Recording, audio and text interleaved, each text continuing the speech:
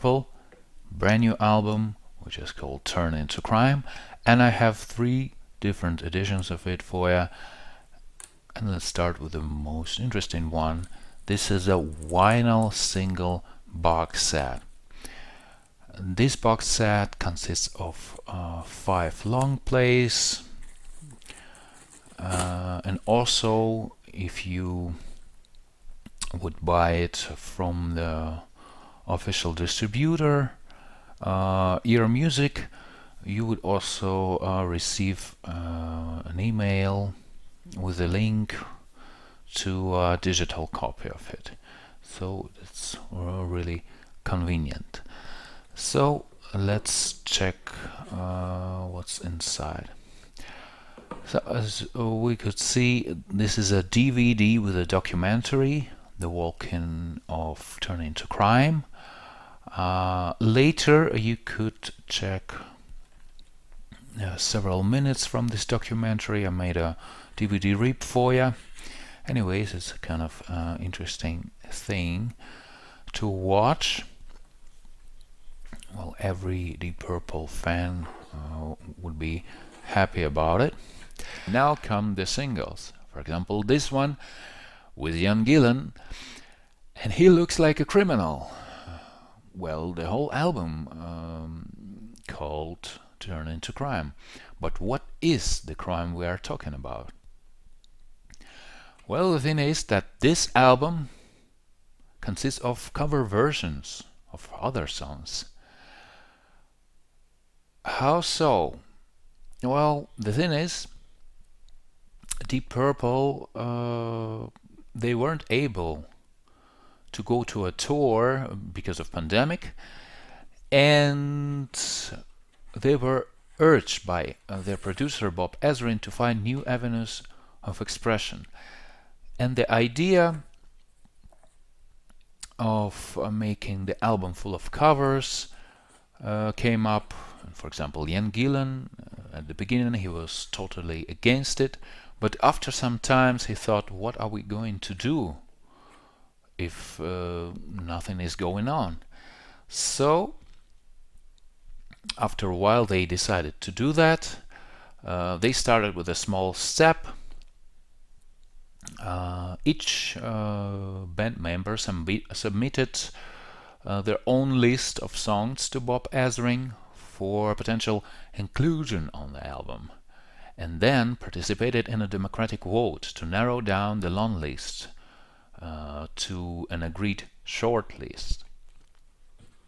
As the song ideas started coming in, says Ian Gillan, our attitude became, well, let's try a couple and see how it goes.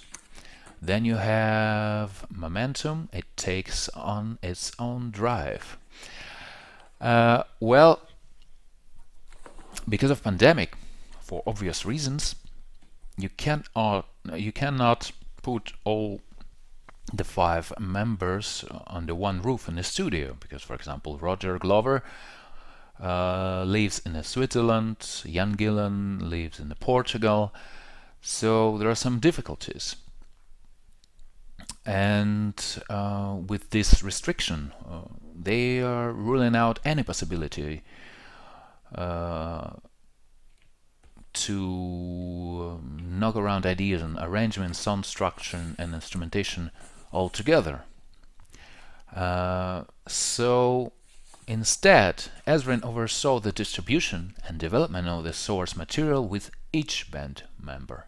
It was a time-consuming creative collaboration, not unlike the children's party game Pass the Parcel, except with layers being added rather than stripped away before being handed on to the next participant.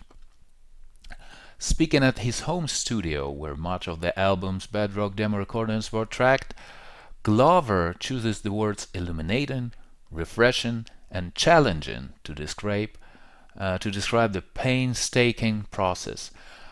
I'm gonna quote him, I kinda enjoyed being alone and working without interference from Bob or the others, the bassist says with a smile before stressing Erzin's importance to the new system.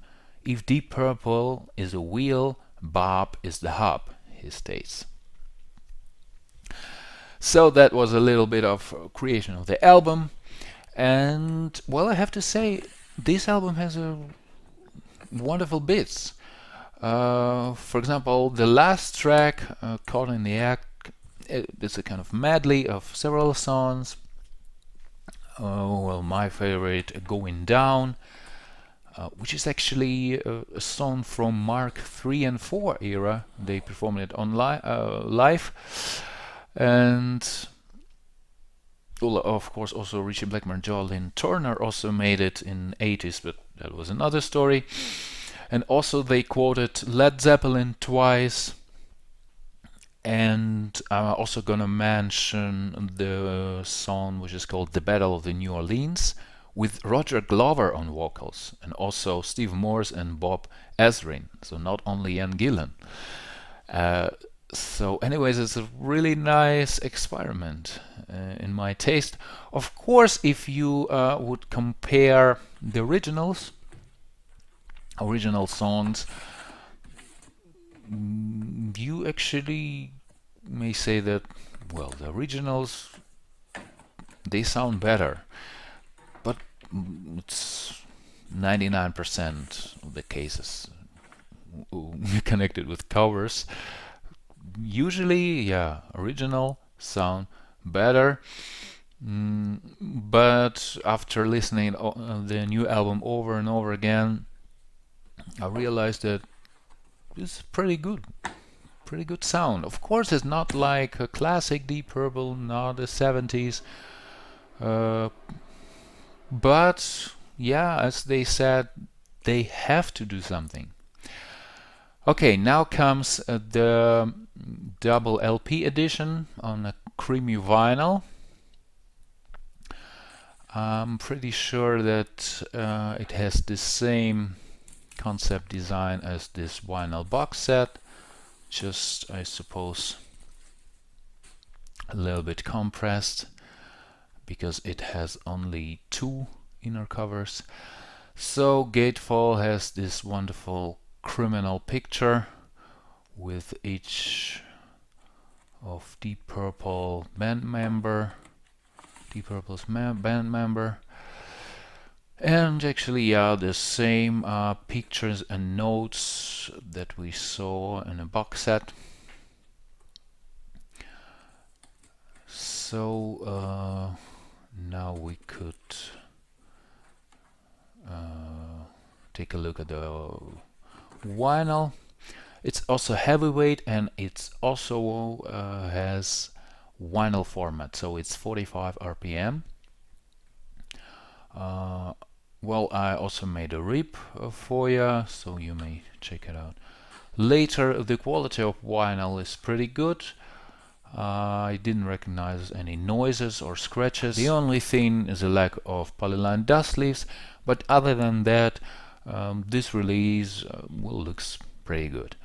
And also, I'm gonna quote Ian Pace about the selection of the songs for this album. He said, "Now the original records, they still sing. You put them on now and the magic is still there. Listening to them, you can totally understand why a whole generation moved away from jazz and bebop and said, 'I like this.' Those records switched our generation on, and those memories continue to inspire us even now." Well, wonderful words. And now we may actually take a look at the last but not least edition of this album. This is a limited edition box set, and well, let's see what's inside. Here we go. Beanie with a deep purple patch. A pretty nice thing, pretty warm. I cannot say anything about this brand, Beachfield. And well, what else? This beanie made in China, of course. Well, otherwise this box set would cost not 30 euros, but I don't know, 60, for example. And it also has a CD. CD has exactly the same design as a vinyl version. So let's slide to a conclusion. The single vinyl box set, 5 stars out of 5, definitely must have. The double LP version is also okay, like very good, 4 stars at least. And this box set with a beanie, I would say, yeah, probably 3 stars out of 5. And about the album, well, why not? It's a good experiment. You cannot expect from the band playing the same old style. So that's it probably for today. Thank you for your attention. Now you may enjoy the documentary. Goodbye. Deep Purple was planning to go out in support of Whoosh. And of course that got put on hold and then canceled altogether. You know, it was at the beginning when the chaos was starting, so I think it came from Ian Gillan originally, and it kind of took hold. Just to keep everybody engaged and enthusiastic and to break the boredom, and also to give something to the fans where they were thinking they were going to see the band live and now they can't. Maybe we should do an interim project. And what if we were to do something that was a bunch of covers, because these guys are such great players? Well, the idea had been thought about for quite a long time, years, but it never seemed the right time to really take it any further than, would you like to try it or should you do it? Bob Ezrin really started pushing it, saying, look, I've got nothing else to do, why don't you just do that? Everybody choose a couple of tracks and we'll stick enough together to make a record and we'll see how it works. At first, there was a little bit of resistance because they had never done that before. And also because they felt in a certain way it was kind of anti-Deep Purple-ish, in a way, kind of a crime to go out and do something like that. And that actually, which started as a negative, became a really cool motif for the creation of the record. We were going to turn to crime and do things that Deep Purple had never done before. If there was ever going to be a time to do it, it would be now. We were going to all demo it in our own studios and meet in Germany and record all the backing tracks there.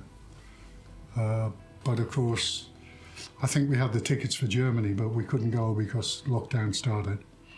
And that's when the dilemma, how we're going to do this, appeared. I must admit, it's a whole different challenge. I've never done anything like it before. And when the idea of recording in Hamburg bit the dust,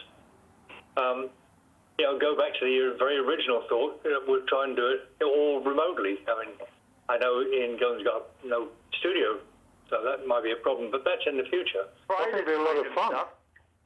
Yeah. I think it'd be a lot of fun. Really, I do. Let's have some fun. Let's have some fun.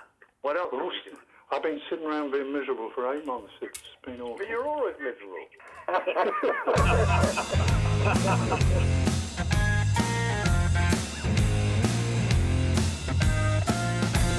Can't help about the shape I'm in. I can't sing, I ain't pretty, and my legs are thin.